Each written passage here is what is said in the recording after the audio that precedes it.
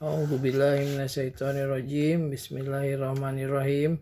Selamat malam teman-teman sekalian. Selamat berjumpa lagi bersama saya Arga pada kuliah ke-47 KAFI dengan judul Attributes of Essence. Ya. Sobat KAFIku sekalian, kita sudah sampai kuliah ke-67 ya, menyisakan lagi 4 lagi kuliah saya. Kita udah sampai akhir-akhir pembahasan mengenai buku Philosophical Instruction karangan Ayatullah Taqi Misbah Yazdi. Yang pada sesi kali ini kita akan membahas mengenai atribut daripada hakikat ya, essence hakikat. Nah, hakikat yang dimaksud di sini adalah hakikat Tuhan ya. Hakikat Tuhan itu seperti dia bercahaya, dia mega, dia cantik, dia perfect, sempurna, cinta, terus juga dia penuh kenikmatan ya, bliss ya. Nah, sebenarnya hal ini juga dimiliki oleh bukan saja Tuhan tapi juga makhluk pada level yang terendah. Jadi seperti juga seperti Mullah Sadar sampaikan bahwa manusia juga memiliki kesempurnaan daripada Tuhan. Makhluk Tuhan itu memiliki sifat yang sama dengan Tuhan, cuman berbeda derajat ya. Seperti hidup, makhluk hidup, Tuhan juga hidup. Terus juga makhluk punya ilmu, Tuhan juga punya ilmu ya. Tuhan punya makhluk punya cinta, Tuhan juga punya cinta ya. Makhluk punya kekuasaan, Tuhan juga punya kekuasaan. Hanya yang berbeda derajatnya saja, bukan eksistensinya ya. Eksistensi kita dengan sifat-sifatnya seperti hidup, berkuasa, berilmu, itu semua hanya berbeda derajat saja ya. Ya seperti hidup, existence which are familiar to man may be divided into two general groups, the living and the non-living. Jadi keberadaan itu ada yang benda hidup, ada benda mati. The attribute called life is attributed to living existence, which are conscious and possess voluntary movement, and in the Arabic language the word hayawan ya, hewan ya, animate is appropriately applied to living existence ya. Cocok diaplikasikan untuk eksisten, keberadaan yang hidup, living ya. However, if we precise, it becomes clear that the application of the attribute life to material existence is a kind of wasaf bihal al-muta'allaq, description of something in terms of another thing on which it is dependent. Nah, cuman keberadaan mereka ini adalah tergantung ya, dependent, bukan bebas ya, dia tergantung, dependent. Actually, life is an essential description of their soul, which is accidentally related to their bodies. Yeah. After learning that animal soul have a degree of immateriality, jadi jiwa hewan itu punya level immateriality ya. We come to the conscious conclusion that life implies immateriality. Jadi sebenarnya hidup itu adalah suatu bentuk immaterialitas dari yang maha immaterial ya, yaitu Tuhan ya. Jadi kita diberikan soul, jiwa atau nyawa oleh yang pemilik nyawa, yaitu Allah, Tuhan yang maha kuasa. Karena cuman hanya berbeda level aja antara kita dengan Tuhan, ya.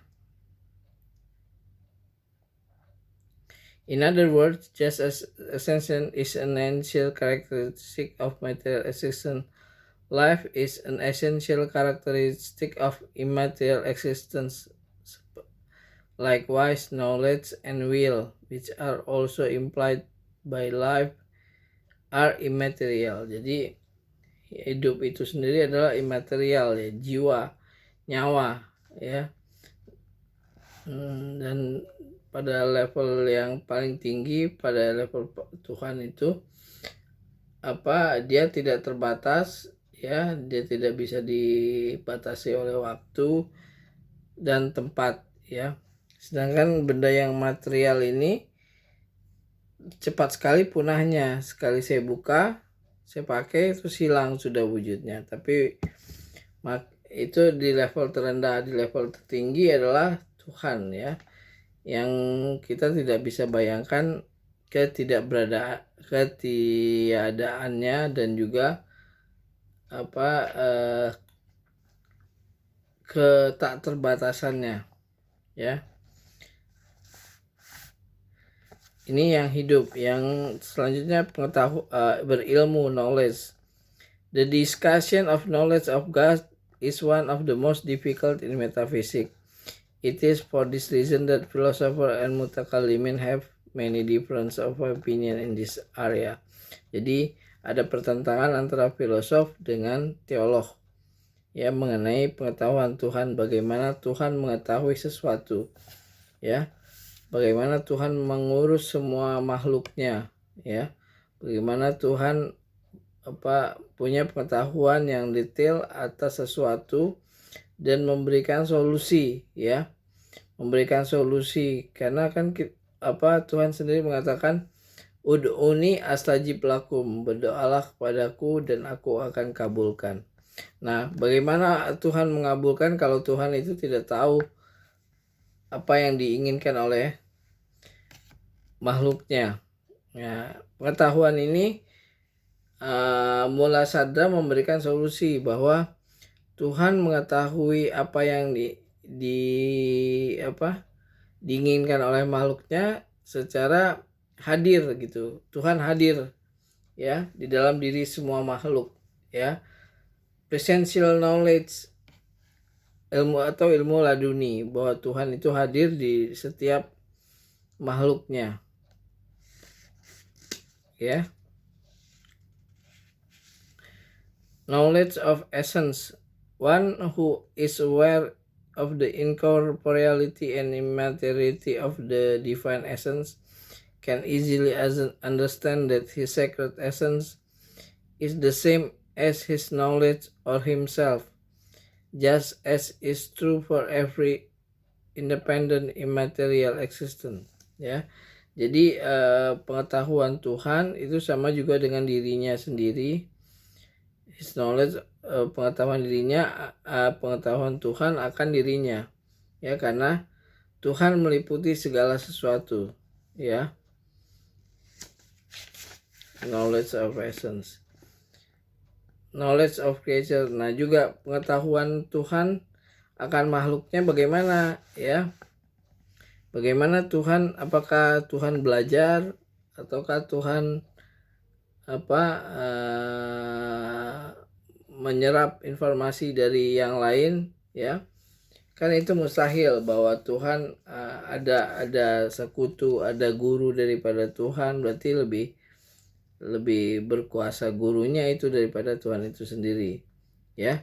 Nah, solusi yang diberikan oleh Mula Sadra bahwa Tuhan itu mengetahui makhluknya seperti manusia merasakan sakit lah di dalam tubuhnya. Nah, begitu juga Tuhan mengetahui keinginan makhluknya, bahwa makhluknya itu keinginannya itu hadir di dalam diri Tuhan, ya, sehingga Tuhan bisa menjawab semua doa makhluknya, ya. The position of peripatetic is based on the idea that knowledge of creature is by means of intellectual form which are concomitant of the divine essence.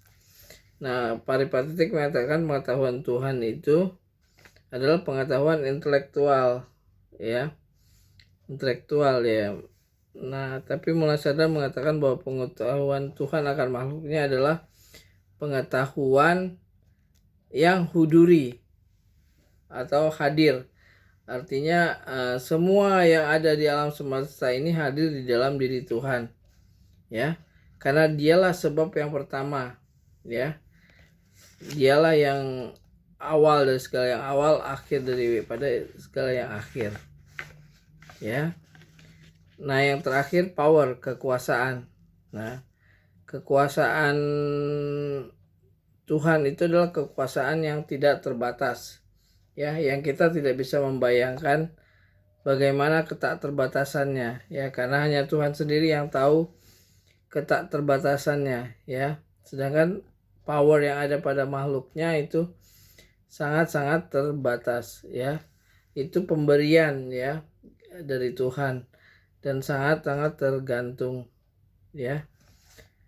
According to this explanation, power is a graded concept whose instance possess different level. This concept includes of the power of animal, mean, complementary entities, and the power of the God. Jadi semua punya kuasa, cuman kuasa yang paling tinggi itu adalah kekuasaan Tuhan, ya, zat yang benar-benar independen, tidak tergantung dari yang lain. Nah, semua punya power, semua punya kuasa, mulai dari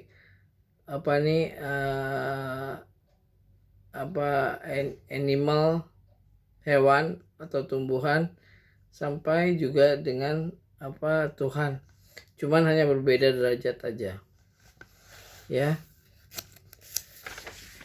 Oke, mungkin itu yang bisa saya sampaikan pada kuliah ke-67 ini. Silakan subscribe, like, dan komen. Mudah-mudahan kuliah ini berguna buat sobat kafiku sekalian. Assalamualaikum warahmatullahi wabarakatuh.